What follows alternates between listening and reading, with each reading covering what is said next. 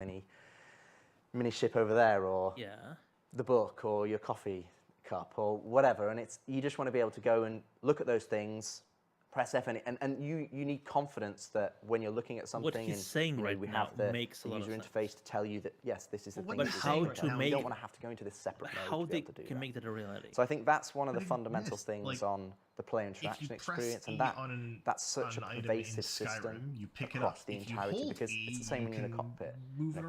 Or sure, but if you have several items bunched up together, you need to be how able to just effortlessly interact with the game world, and you want it to just be and naturally because you want to get between involved those in what items. you're doing in the gameplay, not have to fight the controls. I want to see something. And then on the other side of things, which is FPS Radon Scanning, it's actually kind of being split into kind of a twofold. Hopefully we get a demo. The first area is kind of what we're calling they're talking about. kind of like a quick scan. Chris and Jared talking about this. And so you want to be able to go in and understand all the individual pieces that you can go in and go, I want to move that thing, or I want to go and get in a giant ship. But sometimes it's quite difficult to realize, okay, what is environment, or what is like interactive, a community or podcast where we theory craft. Relevant to me. This is very specific. For example, that if you look at Uncharted, they have painted areas to show you where you need to go and where you need to navigate. But that's not Star Citizen. Star Citizen is built on realism and the reality of the world. So what we want to do is have kind of like the radon scanning system where you can do this kind of like quick ping or quick scan wave, single button, and that is kind of just for your local environment. And everything will then be tagged as you look at it. So like Tomb Raider. I look at the camera, it'll come out and it'll have a little box, info box, and it'll say, okay, this is the model of the camera, this is the information. And it's almost like you've done a little mini scan on the camera, but it's happening for everything around you. And you can just quickly look around and be like, oh, there's a cuttable surface there because I want to be able to use my multi-tool cutter. Oh, there's a vent there that I can get access to. Oh, there's a terminal there that I can hack. And I'm getting that information. It's almost like that Blade Runner-esque of like, I go into a space and I can go, okay, what are the ingredients that I have to play with as a player for me to be able to progress to the next area? And then we've got the other side of things, which is radon scanning, which is what we're calling like a charged scan wave, where it's the same system, you're holding down the scan button, and that's pinging out across wider areas. And that's where you're looking at, individuals, you're getting, okay, there's two guys over there, what's their details? Oh, there's an NPC over there, okay, I can see an objective that I need to complete. And that's a bit more, because that's like posts over the years, and people go, oh, I wish scanning, radon scanner would do this and show me little info boxes. And yeah, we have that up and running. So there's that aspect of it, which kind of ties in with the player interaction experience of how you play the game and how do you understand what you need to do. And then there's the other side of things, which is then it's more of a proactive tool of you looking through the environment and finding what you want. We have a couple of videos. A couple of videos, you say, Chris? So I understand we have 2 videos. What's this first one we're going to look at? So the first one is more kind of showing what I described with radon scanning, that first aspect. So you're going into a space, you're doing a quick scan wave, and then it's quickly showing you up the little bits that you can interact with. All right, let's take a look at FPS radar and Pi 1. So you can see here, this is in Asiado, which we've already showcased. This is obviously going in and utilizing some of our new building blocks UI for the doors. Yeah. And then here's a scan wave, and you can see that I'm looking at that data pad, and then you can move around. That's cool. It's giving me that information. So right now, it's just giving you the basic high-level information in terms of the names and things. But you will also have more detailed information depending on contextually what the item is. Yeah, it's very clean, it's very usable. Here is part of the player interaction system, so you can just, even though that's kind of a complex area,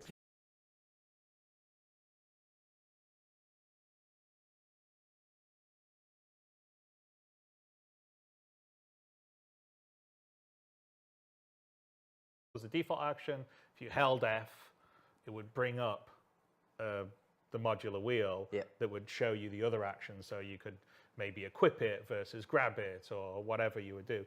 And so the idea is just like you can do in like Rich was talking about a lot of other sort of AAA. Yeah, I'm sort of with you there, Sunjammer. You walk around, you look around. Oh, look, I can extra do something with it, right? So there's a bit of that that's happening here, so you can just look around. If it doesn't bring back more move stuff, your mouse around and all the rest. I think the spam will still go have away. the overall like interact mode. You can start spamming, but if it's the idea is returning no new if I'm used to information with playing each games a certain spam, way, So there is a certain people will get tired of language of, I think, and FPS start thinking about even third-person games that exist using right it now. when they need and to. We don't want to like do something a certain way. It's like why in an FPS game you run around with WASD and use the mouse because so many people are used to it. And so we're leaning a little bit onto that, but trying to make it much more usable and work with inside a much more powerful system than you typically get in games. And so even there, you saw there's a lot of interactables. You look at them, you can move them around. But the scanning is also only possible if you're in. Hopefully, it'll be much more wearing a helmet that has players scanning of in equipment. Squadron or Star Citizen. And that default item actions is a good point because that's also something we've gone to and we're changing in the fact that we want everything to have a default action that essentially you go over, you press F, it always does that default action. Support that. But let's say you're harvesting harvestables. And you want, the default action is that it picks it up and puts it into your hand, but you want it to be always to store into your backpack. You'll actually be able to go in there, right-click on the item, when you're in interact mode, bring up the wheel, or like Chris says, hold F and just it will bring up the wheel, and that will replace that list that we have currently right now, and you'll actually be able to remap that in the game, like 3 clicks, and you go, I don't want it to be pick up into my hand, I want it to go straight into my backpack because that's what you're doing right there. So then you can go and have it, it allows us to give the interaction system how we want it to be by default, but then it puts the onus on the player. If they want it to go, they want a weapon to always go to their backpack because they're happy with the weapons they've already got and they're going looting, they just want it all to be store, they can do that out of the gate so it doesn't always go into their hands. And they have that customizability to be able to interact with the environment and the objects that they're looking at. Before we move on, we have a second video. Yeah. Yes. I haven't seen this one. You want to set it up or you want to just go into playing it? Which is much more risky because it's noisy, and if people go, oh, someone's scanning, maybe there's someone over there and they can track you down. But it'd be useful in the fact that he mentioned noisy information is great because you don't want it to be like some enemies complete around the corner God and mode. You want to find out. Yeah. Looking through walls and tracking. It's very useful. Having played lots of levels.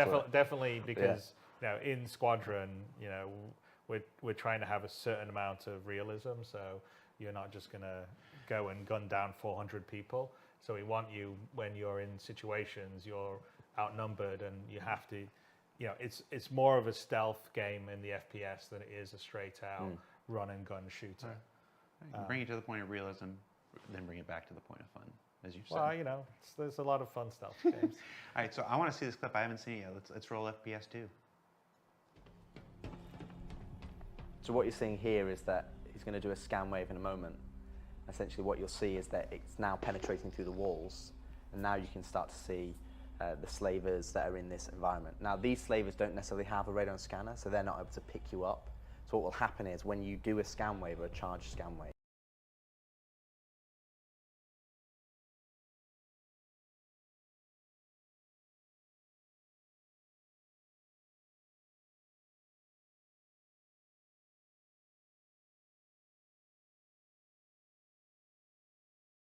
temporary picture, and you go, cool, I've got a good snapshot. Now I'm going to make my move and go forward. So while we're still here on the first-person experience, the player experience, let's stick to a couple more topics that are related just to the player before we move into ships and bigger stuff. Ledges and ladders. Everybody knows the struggles of elevators in the persistent universe, but that's not the only way to, traverse the universe to get around and stuff. Don't you mean traverse the verse? To mantling over ledges and how to use ladders. I mean, Legends and Ladders is kind of best game I ever played. It's like a board game. Yeah, exactly, absolutely. It's kind of two features that. So that's the first part that we can actually grab onto ledges now that you're falling past, with so that jumping you can and traversal puzzles that which adds just is like it's bread and butter in FPS FPS we've games. built it's traversal called levels now, Coyote and Time. the difference is And night it's and day basically because when you're in a first person, if your it's very character difficult to falls judge, off a ledge, right on the edge. there's So we can a add bit of a more hang challenge time to where the you traversal give so that you're actually your moving around character the ledges ability and grabbing to and pulling jump. yourself up. And then the other side of things, which you basically, sound that interesting like in you terms said, of you how can't it's see your feet, improved ladders. so you don't But know again, exactly if you where play the or Star when System right now, you get off onto the a edge. ladder, So there's something like called Coyote Time. It's basically from Looney Tunes. You're locked, so you can can't look around, run off the edge and still jump. It's just, that's it. you're locked in. You can't get off halfway. You can't jump off. You're kind of very locked. There's a YouTube channel called No, Garbage. exactly. So what we did is we kind of leveraged how we basically did a body one-person dragging, making a video game right now, and he is learning about making video games. You can jump onto a ladder directly. And making videos about you that. can run and jump onto a ladder. You can look around full 360 degrees. You can look around 90 degrees. Garbaj. And it's just a I think you'll see a lot more. I mean, you already see a little bit where, you know, you could use a tractor gun to put a crate over or push something to get up and look at stuff in derelicts right now, for instance, in the PU. But imagine a whole level above that, which is kind of what's in Squadron. I mean, even that in the derelicts was really inspired by some of the early work we were doing in Squadron. But there's a lot of like physical and traversal gameplay and puzzles in Squadron, and we're building the systems to also work well with that. And then again, with the systemic world, just like show we us have in Squadron. Star Citizen, where you can move things around and they can persist, there should be multiple ways to solve. There was a leak a couple of days ago. Did you see any of that? Squadron design is like in most of the areas that you go through, there's more than one way to get to the end to solve the problem. You know, do you stealth around? You just take it on head on and start shooting, or is a way that you can do it without seeing anyone because you've just taken this difficult traversal path. So those are all things that are important, and so it's little things like this, and I would say, I mean, we've got a video to show, but we're still like some animation detail is still to come. So a lot of it is this is a lot is the block out, but we have this beautiful motion capture stage here that we will show you guys some point when the Manchester goods yards and the stage are fully finished, and then Jared will do a updated version of the 2013 tour that I did with Erin, but it will be in a much bigger environment. Anyway, but I would say definitely that, I mean, we could show it, but we got details to come, like, for instance, if you jump and you just make it, you're going to, catch your balance and do that sort of stuff. So that's not in here, but that's sort of the details, the finesse that we're adding to really have that sense of you in first person, feeling your body and your inertia when you're going up and down. I love the if you cut out to the third person when you see in the some mainstream. you sort of see some of it even in the so many people bored by Chris the talking. final version, but we probably should let's run the video. You haven't been here for the past 10 years. So obviously this, as you can see, this is final art. Oh yeah, final art. It's taken directly from Squadron 42. No, it's obviously test map. But you can this see is giving here me, that, as Chris said, the level of inertia is still block out phase, but you can see with less wall running and fluid parkour, but it's got the same sort of vaulting to the pull-ups stuff. And the thing is that what you're seeing here is, while this is just an test map, a lot of these are providing design ethos to then feed into the PU. So if we've got Derek, and we jump across to get on the ladder there. And again, it's a single-player game. It has the same sort of ladder mechanics as Half-Life, the original Half-Life that was based on the Quake engine. Nice. So I accidentally put that in there. Yeah. I've done this in many games. But the other thing as well, this is nice. I mean, the other thing to say about the traversal is, while we're highlighting ladders and the ledge grabs and things here, the other thing is that we're also, we've taken a deep dive I'm still waiting for things the like bombshell. the control input. So, for example, we've got action queuing coming up. So, mantle for example, if you're not sprinting a bombshell. and you were shooting just before you're sprinting, no, you might this be sort of holding down system shift was and left mouse button. supposed to And be now, in game what when they happens now, first if you then release introduced shift, muddling. you've stopped shooting. But sometimes you want it to continue shooting because I'm still holding the input that I want to do, and what we're kind of terminology in terms of this action queuing.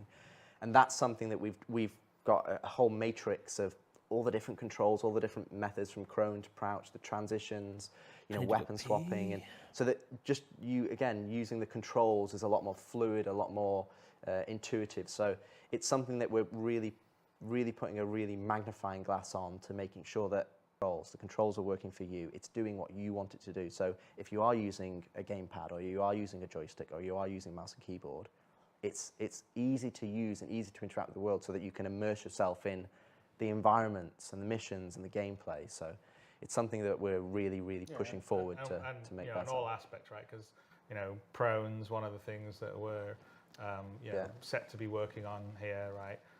You know, the crouching, the various transitions between all the stuff. So some of the stuff right now in the PU's clunkier than it should be. And so we've really taken a deep dive on all of it, and to make everything a lot more fluid. You know, looking around on the ladder is a good example, but also, you know, like on a bigger level, right? We've done a complete rework on like, you know, EVA, what we call sort of push and pull. There's, you know, physical interaction. I mean, we should probably talk a little bit about that. We have a video to show of that, but it's a complete redo of the current EVA system, and it has a lot more of what you would expect when you're in space, in vacuum, pushing yourself off.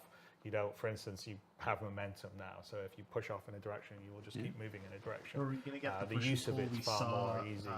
Handling weapons and looking around. And some of the tech that we've developed for 80 years ago. the push-pull is the same stuff that we're going to be using for prone and a bunch of other stuff. And really, the looking around on the ladders is kind of based on some of the I mean, to be honest, a lot of those systems are, and when Chris says push-pull, he means 0G push-pull, not trolley push-pull. But we'll talk about that too. Yes, we will. But when we talk about more what we call the Iron Man pose, so you're leaning forward, we still retain the upright pose for certain circumstances. But it means that you've got a better sense of your actual volume when you're traversing forward, so you've not got these legs that, you know, are beneath you. But you can totally look around 360 degrees. Your camera is stable, so you get a good orientation. When you look back, you see your body. It's fully decoupled, so you're not just pushing forward and you're flying like a spaceship. I'm here for. You push forward, and that gives you an initial inertia in that direction, and you will keep going in that direction. Have you until played change. Adrift? But then when you want to change, you just need to look at another direction and you push that way. And the way we've implemented it, it's almost like your suit's similar to in terms of EVA mechanics, it is one of the best games I've played. It counters the forces and then allows you to go in that way. We actually originally tried it with where a you would drift 1 and, instead of I. you know, actually do the curve, but So it just I'd made traversing more intricate spaces, which is what we want to do. You know, eventually we want to be able to turn gravity off in ships, and that you can take those down. And well, it's definitely. I mean, that's part of the plan. I mean, we absolutely even saying things that so you all of could those do. tight, Show intricate us areas that we've built. saying things So that you all of could those do. tight, Show intricate us areas the that we've built over big the last 7, 8, fuck well, off 10 years now, I suppose. wow moment. You know, that you can That's go the into those point tight of areas. CitizenCon. You need it to be stable. You need it to be in a position where you can turn on a dime, that you can look upside down, that you get a good sense of what, you know, your orientation. And I think that's something that we've really pushed ahead on EVA2. And to be honest, the engineering team have done a really fantastic job. I find it telling a lot us of what fun something does is flying the point around of the EVA. monthly report. And then I'd also That's say where the other words thing are that we should point supposed out to in the go. longer term for the PU, not so much in Squadron because you're in a sort of pilot suit that has EVA as part of its setup. It would be great to show this off. All these elements not every that all have to do spaceship with is traversal. EVA capable, so we're gonna section separate of it where you have to have like that basically includes an EVA all of the pack, disparate elements a of rocket pack traversal for you to sort of Yes. propel around. If you don't have one, then you know it's the physical push-pull. So you can move along surfaces, you can push off against them, you come close to something. So you he's can grab talking it. about like If you're in different close things and suits there's handholds, you having can grab them and EVA move around. thrusters versus So we have this not. So you're physicalized reliant interaction that on happens, push-pull and you don't actually need and to the have tractor your, beam you tool don't actually need and to the have tractor your, beam you know, tool. EVA pack or jetpack. And then the EVA jetpack is if you go out in open space, that's how obviously you can stop or change your direction and do the rest. And that Makes will be more sense. limited on fuel. So I think long term in the PU, there's going to be some pretty interesting gameplay. Along so with if you do, I don't like know, resource boarding management action when or you are out something, in maybe EVA, you need oxygen a and space suit, suit that has the EVA fuel, pack, or you're doing repairs out in space stuff like that. with an EVA pack. Yes, you will not be able to repair the ship not be able in to that EVA. in that outfit, right? I think it gives a really good. It's just going to give more options, more context, because like longer term, what we want to do in the PU is what you wear is important, right? So right now, everybody just runs around in a big suit of armor, a big space. And we haven't really turned on some of the features we've actually put in there that says, you know, for instance, you shouldn't be able to sit in a seat of a space fighter in heavy armor. You just Especially with a you backpack. shouldn't be there with your gun on the back. Yeah. You should have a flight. You know, you come into a city, you shouldn't be wandering How around. do you get in rid of heavy that armor if because you're that's supposed to sit, antisocial? Maybe they don't let you like go in if there. you're supposed to So we enter want a cockpit of a people single-seater to fighter? have reasons to You have to store it. wear They different have to have things. storage. Where? Have storage. Yeah, That's the whole exactly. point of Have the to add it. physical inventory system. Or just and dump as it we're on the starting to ground roll out more of it's coming leave in it the behind. squadron, and then in the PU that's definitely coming online. And things that we're doing like that with the the physicalized cargo You and can be everything else. antisocial, And if you Sargreth, look at I all do the it new every ships, day. there's always locker and storage. There's we have a whole system for outfits now that was first going to be in squadron, but then coming to the PU. It's designed so there'll be a nice sort of locker, almost like a wardrobe system that you can go in and hang up your outfit and switch quickly into another outfit or switch into this clothes, spacesuit armor, everything. Yeah, so we want it to be your virtual second life, and we want to make it as easy as possible for you to manage all these different things that you can wear for different roles.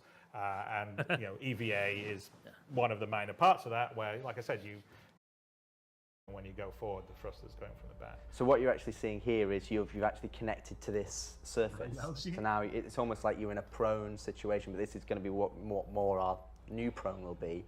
Again, you've got full 360 degrees. You can just move your mouse and you look all the way behind you or all the way in front. And right now we're moving along here, not because we're thrusting, because we're using our hands to move ourselves around. Cool, and we're looking around as we're doing that. If we went out to the third person here, you would sort of see us moving our hands around. I think we'll see it a little later on. There we go. Here we go. That's good. I like that. We're just sort of pulling ourselves along. And if we wanted to at this point, we could stop and we could push off against it, and then we would just go floating out into space. So that's the sort of idea of what we call push-pull. And so what you're seeing here, he just pushed himself That's off. cool. So what you're seeing here, Okay, that's needs actually more fluidity, kind of, you're but just I like that. floating alongside They'll get the actual the fluidity this fin of the at this animations. Asiata station. Yeah. And this is actually keeping you The in this orbit. actual And then if you mechanics and that's just of you it just push are forward there, and yeah. go, where you can actually jump off into space. But then this becomes one. So your hand these are still blockout actually has a sort of grappling mechanic, so it holds you onto the surface you're touching. Yeah, you have a lot more. You don't have a lot more. You don't look. It doesn't look like it has like these grapples you can hold on to with your fingers. Ability to look around, ability to stop yourself. Yeah. So I think in this one we're going to come up close to the glass above it. Yes. And you're actually going to see us like if you fly into something, you sort of arrest yourself again, block out animation. But you're going to, as we get down close to it, I think we're going to come down. You'll see as our character comes down here, our player comes down here. Yep. Put our hands out to brace ourselves to stop ourselves on the glass here. So all of that's like systemic. That's not marked up or anything. It's all ray casting, seeing if things. You brace yourself when you come up against. Hold on, arrest your thing. You can push off against things. So we've spent a fair amount of time and engineering on all this, but it's not just for Squadron. It's going to this is great. It's obviously useful in some of the environments of Squadron. This is one of them, obviously, the Asiata station, who came to look down on the slavers that you saw in the earlier scan.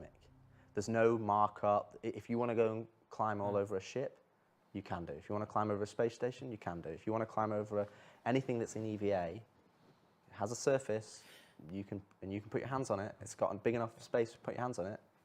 It will work. So I can't wait to break this. There's no like, oh, it only works in this scenario, or it only works in this scenario. It is what you see here, and then as what we've not been able to show today, which is we do have working or partially working, is that when you go into very tight environments, if there are handholds, you will be able to grab onto that handhold, or whether it's a terminal or whether it's a hatch to get into a ship. You'll grab onto the handhold, and then instead of putting your hands out and landing, you'll grab on, and then you go, cool, I can use that was terminal, completely that was completely baked in. You're not locked in. You can look all 360 degrees. You'll switch hands as you look around. This also, and you can get a sense of, okay, where do I want to go next? I want to go over there, ladder cool, or I want to go mechanic. through You this can, door. you can and it works in jump tight off a ladder whenever you want to, wide-scale because environments. it's And fundamentally like and hold. It's a lot, that is lot nicer to play than our current version, which is just no, I mean it's massive for the game. So I think there'll be a lot more sort of that EVA, you can only enter at the bottom at the top. The combat's better. It's much more stable. I think we'll see a lot of puzzles and traversal in the PU that can be built from that, because we don't we have a lot of stuff down on planets, but it would also be nice to have more like exploring more the sort of derelict asteroid bases kind of things, and EVA. If you're right, and you're like, oh, this feels really nice, and you just end up flying around the level and connecting things, and so yeah, this unlocks content for the PU. Oh, absolutely. I mean, I purposely didn't watch the videos. I wanted to be able to react as honestly while we were recording these as possible. And I know you said those were blockout animations, but as somebody who's been with Steve Bender on a Friday night at the Oust House, like that looks just like Steve Bender? Yeah. Crawling around. Sorry, Steve. But no, it looks great. And I think everybody who saw that now is going to see the potential, the absolute gameplay potential for all kinds of zero-G gameplay possibilities. That is really, really cool. That's great. I mean, there's possibility, there's some smaller things, but like we where have is the one other damn thing here we have actual a video gameplay? for, which is, it's not as big as a system as, like, say, the EVA replacement, but like the hover trolley that we've got. I know that I saw. I really like the hover trolley. Yeah, no, I like it really a lot. like I it. saw the Reddit thread saying, "Why doesn't someone do a hover trolley?" Well, actually, that was something we've been Just working all on for feels quite a like while. small But things. Like the thing everything they've we shown can is show you here just in a few small. minutes. Really good about this because obviously the physical trolleys, the wheels get caught. I mean, just like in the real world, right? And you've got problems of going upstairs and all the rest of the stuff, just like you would in the real world. Is that it sort of opens up the potential, and this really plays into the PU. We use it in Squadron for certain things, like you'll see in what we show here, but for the PU, it's actually much more interesting because now you have the ability. We always had this design for our like bigger cargo containers, right? Ones that you can't just pick up yourself. We originally had this design where there was sort of a gravlev system where you stuck in this thing and the gravlev it would come up, and then now you can push around a huge container. And we're moving for physicalized cargo. It's going to be in 318. I think Tony's trying to squeeze a few things in. We'll see if he manages to get everything in. But this isn't necessarily going to be in 318, but it will come in probably not too far in the near future. But this allows you to not just have your little tractor beam and pick up something and move it around, but okay, let's have a bigger container. And what happens if you turn it on, up it goes, and then you just push it into your cargo hold, turn it off, locks into the cargo grid. And now that cargo container, imagine a bigger one.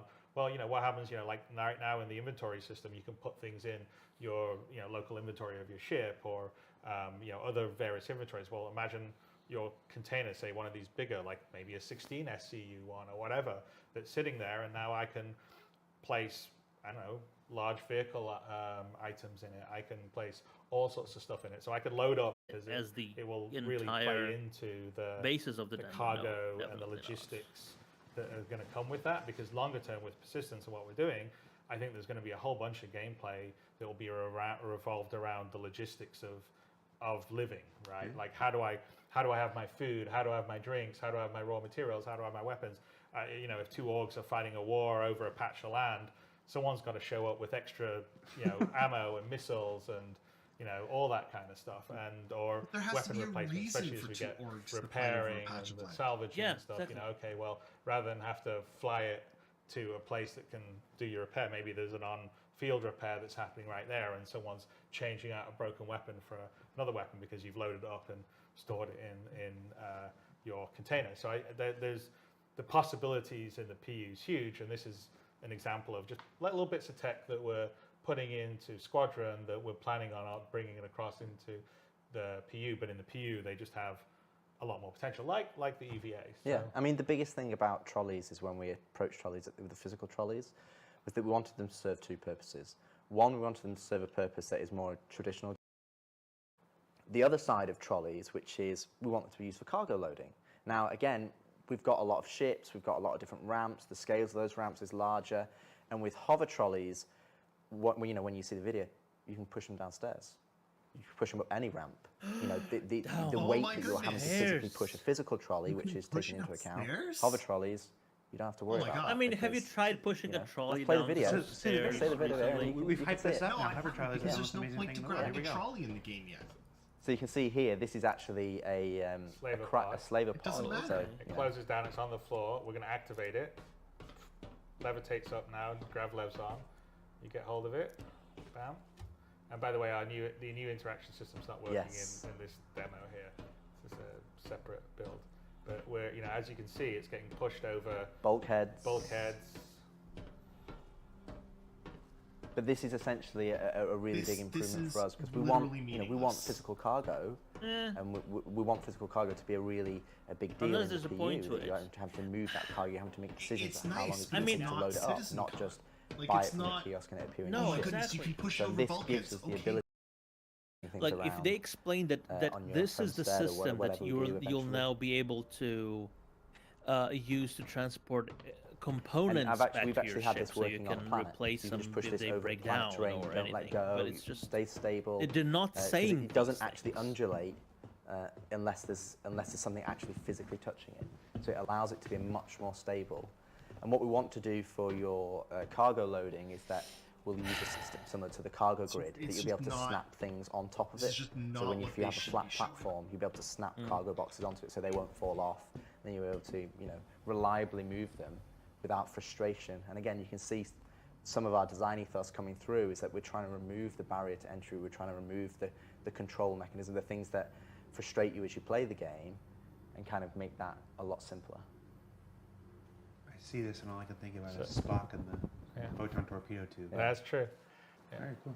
So so we've talked about a number of things now that are related to the player, to the first person and stuff like this. And we got a couple more we're going to come back to later. But let's move up into spaceships. Yep. Because spaceships are a big part of the experience. Our heroes. These. And okay, now we want to do the flight HUD. And we put the flight HUD. And now we want to do this section. And what happens is, designer over the years, or maybe it's someone else, or maybe they've learned from what's happened or gone out previously. And lots of things come together, but they don't necessarily feel right. Because they've not been approached where you've gone, we're going to do it all at once. Because you can never do it all at once if you've got to hit quarterly releases. Right. So with squadron development, what's it allowed us to do is allowed us to look at the HUD E1 is and around the NFTs and everything $150 together and go, well, actually, we don't need all that information on the HUD if we've got it on the NFDs. Or we don't need all the information here if we've got physical switches. Really? And it's allowed us to approach the design of the cockpit experience holistically so that we can go, okay, let's pull all this noise away because we've tried to fit everything onto the HUD. We've tried to put everything on there. You need to know your G-forces and your heading direction and I need to know my ammo and master modes is a good way of going down that road is kind of going, okay, we want to have traversal and we want to have combat. So if you've got SCM, combat, if you're in QCM, you're in quantum mode. So that's, well, do you always need an altimeter? Well, no, maybe not if you're in space. Maybe you only need an altimeter when you go down to atmosphere. Your MFDs, if you're in SCM, what do you really care about? Well, you care about your health, your weapons, your target's health, how they're doing. But as a default experience, we're only giving you the information that is needed to you at that point in time. And what we actually saw is that you're flying around. We've got gorgeous space environments. I want to be able to look at them. I don't want to. You want to see the ship that you're fighting. You want to see the environment you're flying around in. I mean, one of the big things that were the big initiative on the vehicle side for Squadron is the sort of. I will say it doesn't look like the official chat is and the MFD system. No, basically no. A lot of them are bored all, and showing the Chris refactor it sleeping, to or is it Aaron move away sleeping from some of the old modes? flashes Yeah, I've that seen were that around, pop up which is a what the whole lot of MFD times. displays. Unfortunately, that's kind of part of the HUD, course. Like we sort when of you get took to a the look at where nitty we were gritty of going it, and felt like a lot Rich of said, it's just CitizenCon too much stuff's there all the is- time. We want to be more No, this is contextual. different. This So, isn't the nitty gritty. Yeah, and we're doing Yeah. this in an overall This is holistic an way that talk would be on, probably almost look, impossible. the if you were trying trolleys to don't fit it go into over quarterly bulkheads releases anymore. In the PU. It's like you're So, not talking nitty most of gritty the vehicle about team is quanta working and on actually this like as a sort of foundational you're in piece the of need tech. for You're multiple talking about speeds that really you sort of saw some Yeah. aspects of it, which is like this is the not different good. modes you can be in depending on what you're trying to do. But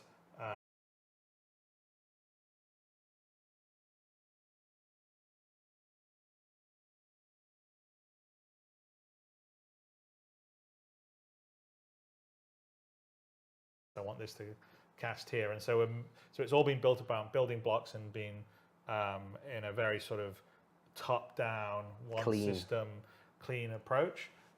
So we're pretty excited about that. We're not ready to show it. We're yet not ready because to we're still show in it.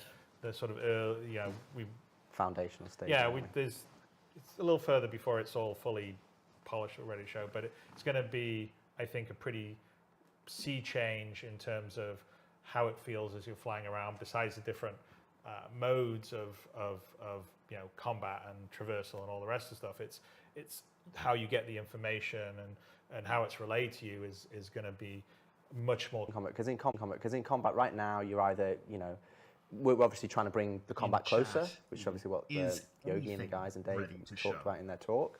But you don't want to have a little clutter on there, and you want to have that spatial awareness of, okay, who's my target? And the other aspect is that on that level of, again, a holistic approach is your player information is only on there if it's relevant, and also the targeting we've talked about redoing in terms of right now, if you go into the PU or when you play squadron level, with 100 players in you just get 100-player billions of markers, and it's like it's just massive information overload. And some players. It was definitely a problem in squadron. Yeah, we have absolutely. quite a few areas of the game where there's massive amounts of ships. Yeah, and some players can deal with it, but it's just so much information. It's just it's unnecessary. So what we've done is that we want to strip back the targeting so that, again, you're only targeting the things that are important to you. So we're relying less on all these markers, and we want to put more of a focus on your radar in the cockpit, because you have a radar in the cockpit. Fighter pilots in real life have a radar. They don't have in-world AR markers. Oh, there's 20 guys coming over there. We want to make sure that you've got the information that you need, but also we want to basically make sure that you're using the tools that we provide. Because what's happening right now is that everybody's just reliant on the HUD, because the HUD has everything on there. But you've got MFDs, you've got a cockpit radar. They're there for a reason. So what's happened over the years is that in most ships they're we've redone them at accessible separate times. And, there's another guy coming in. So we want to have less reliance on just AR markers for everything, and only reliance on marking things that are important to you, or you've directly marked yourself. Yeah. And I think when you fight combat experiences where you're fighting 15, 20 ships, it's just a lot more fun, because you're not having to deal with all the extra noise. You can just focus on being the best pilot you can be. And I think it's really important. And I would say that definitely, we're putting a bunch of work into the radar, which is really radar / star map. So like what you've never had in the PU. The original design was that that radar that you would see would also scale up, or you would scale out basically, to be a nav map, your star map, right? Your nav map. And what happened when we were getting the first iteration of the PU out, the baby PU, we didn't get that working yet, so we just said, well, we'll use your Moby-Glass version, and we're still using the Moby-Glass version all these years later, and it's still mostly the code that was done all those years and things. And if they could do things like select their targets easily from the radar, they may not be wanting to see 400 AR markers when they're flying around. And so those are all, that's an example on the vehicle side where we're sort of really trying to bring that all in, as well as, there's other things that we're doing that will come across the PU in terms of physical buttons, like when you activate something, that's in process right now. But yeah, you'll click a button, you'll see your character. Click, here's for the landing gear, or here's to turn the lights on, or here's to activate my quantum drive, just to make it sort of feel physical. But we're going to give you modes and ease of use so that information's presented to you well, and you can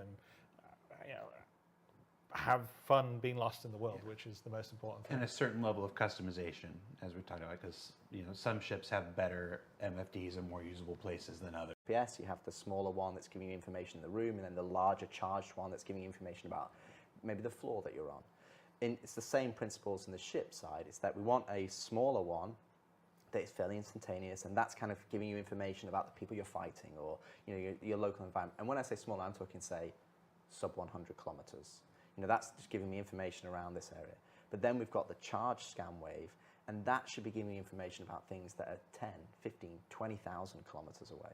And then that's where Q-Boost comes in the fact that you're Q-boosting to these locations, you're not having to go, okay, there's a quantum travel marker there that's 1 million kilometers away. That's like, okay, I'm making a conscious decision to go there.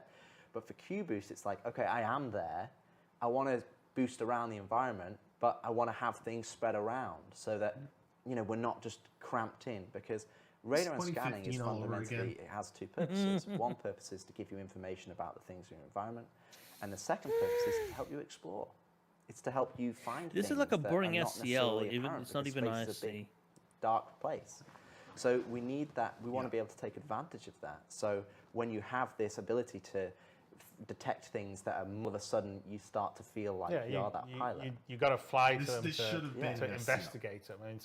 I think that's a good example of something on Squadron. They showed we were also looking at like how do we solve the problem of your patrolling an area, right? None of this is it's not very much fun if you patrol an area and then it's like today space is big. I go to this area and then I look around and my radar covers 10 kilometers in front of me, and that's it. That doesn't feel like I was patrolling, a large area of space. And so we sort of were thinking about, well, how, really if we think about it, there's like short range, which is, what you would call the standard control mode, like slower exploration. I come up to a derelict, or there's a cluster of asteroids that I'm going to fly around to see what's happening.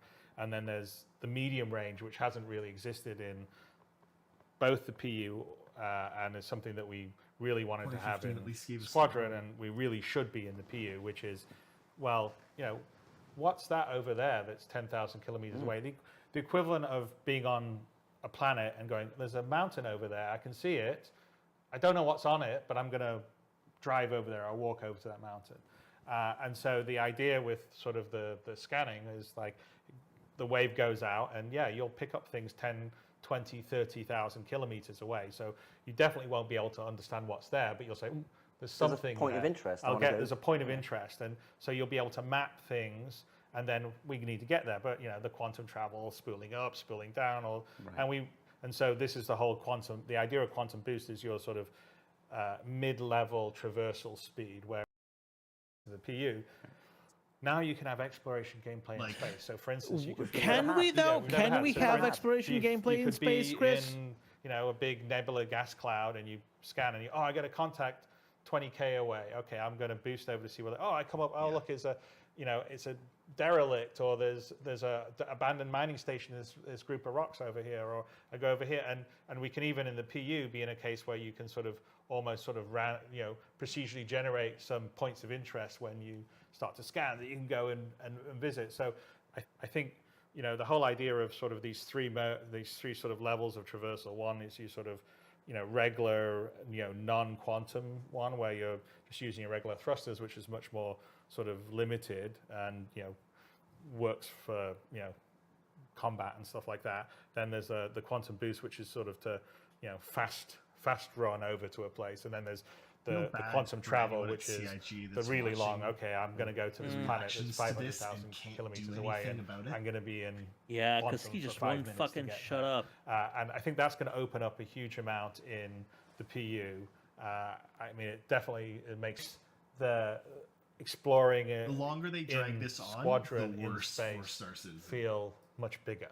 Because that was the thing we were trying to follow, and I think it's a problem in the PU right now. Is when you're in space, it's sort of like, most of it is point to point. It's empty for you, right? It's like you spend your time around the space stations or some asteroids here around the planet. But we want to open it up a bit more and have that idea of, I can detect something, I want to investigate it. So the whole sort of exploration, investigative gameplay that can happen in space now because of these different modes of travel and the scanning is going to be a huge deal. So I know we have a clip for this. For folks who maybe joined the program late and didn't see the flight experience segment earlier, or if you're watching this separately on YouTube and you don't know what this looks like, let's take a look at the quantum boost clip that we have so we can see it one more time here. All right, so this is the Gladius with the new UI. That's going to be the old HUD. Yeah, that is the old HUD. I love the new That's the next old HUD. Earlier we were showing the old HUD. So we've done a scan here. That's Squadron 42 also stuff. The old. You got the old band coming up the on point of interest will be just points. Yeah. But basically, we've done a scan. We've got some points of interest that are multiple 10Ks away. And you can see the distance there. It says 13,000 kilometers on the right-hand side. So this is obviously just placeholder UI for the quantum boost. Again, you can just boost over there. All right, I like that it's got a bit of gameplay, which noise. obviously It's went pushing into, you off course, this, and you by the way, have is to the sort of program I work in progress from Yoga. adjust for it. Yeah. On the quantum boost mechanism, because you're just going to have to stay in the zone to keep in boost, otherwise you'll fall out of boost.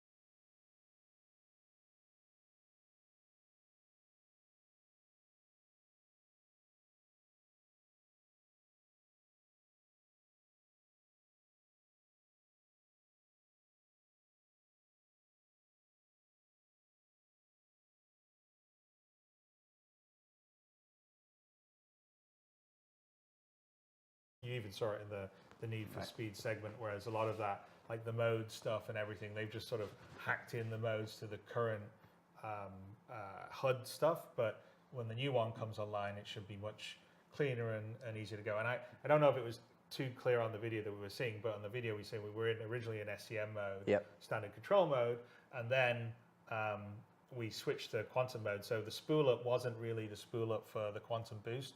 The spool up was just, there's a spool up as you go into quantum mode, your shield's powered down. So you know,